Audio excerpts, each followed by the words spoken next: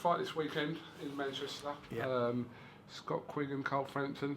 It's taken a while for this fight to come to play, but finally this Saturday it will happen. What do you think about the fight, Frank? And who wins for you? I think it's a good fight.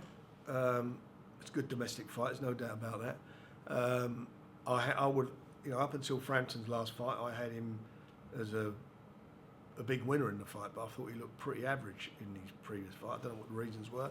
I don't know if he's weight drained or what, but it's a bit of a closer fight now based upon that performance. I still fancy Frampton to win, but based upon that performance, I think it's a very, it's a little bit closer. What for me is my interest in it. One is seeing a good fight, and also that the winner has been ordered to fight RigondeauX. Now Rigondeux's fighting Jazza Dickens, and you never know what happens there. Things do happen, upsets happen. Jazza comes through, he might get in the picture, but the winner has got to fight. His mandate at the moment is RigondeauX, so that's going to be a good fight. Do you believe that the winner of the Quigg Frampton fight will fight RigondeauX? Do you believe well, that Rigondeaux, you've got to make some assumptions here. And I don't want to write off Jazza Dickens at all, and I'm not writing him off.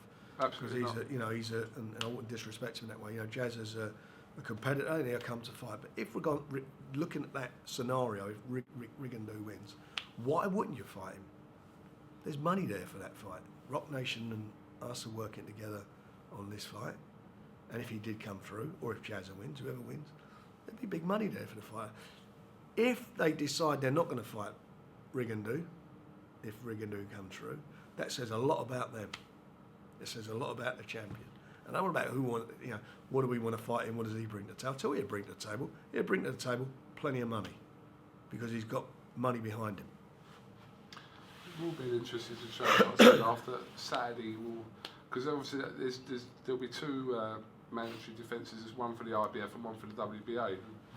RigondeauX is. Well, what fight would you like to see out of the winner? Who would you like to see the winner fight?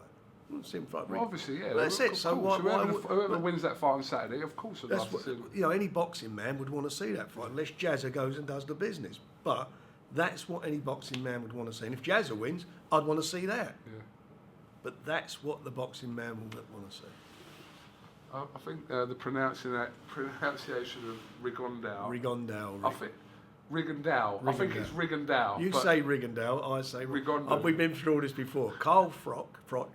Remember it. Well, it's just the way I mispronounce names. And you also put an S on the end of Eubank's name all the time. Do I? There's no S on the end. There's something else I like to put on the end of his name, and before it. It won't be an S, it'll be an F at the front.